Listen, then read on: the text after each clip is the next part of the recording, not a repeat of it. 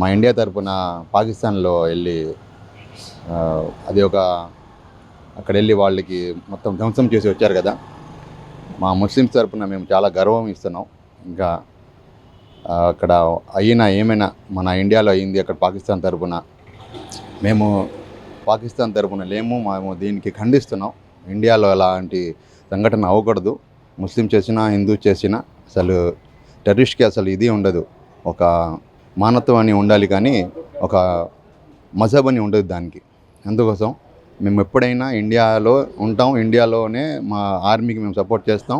And టెర్రరిస్ట్కి మేము Sophia ఖురేషీకి మేము ఎప్పుడు మద్దతుగా ఉంటాం. అందుకోసం మేము చాలా గౌరవం పడుతున్నాం. మన హిందుస్థాన్ నుంచి సోఫియా ఖురేషీ గారు అక్కడ వెళ్ళి ఇంత మంచిగా మాకు గౌరవించింగా మాకు ఇది చేశారని, అందుకోసం మేము ఎప్పుడు ఇండియాతో ఉంటాం. ఇంకా పాకిస్తాన్కి మేము ఖండిస్తున్నాం. ఇలాంటి టెర్రరిస్ట్కి మేము ఖండిస్తున్నాం ఎప్పుడు. అందుకోసం మేము విజయవాడ నుంచి అబ్దుల్ సమద్ మాట్లాడుతున్నాం.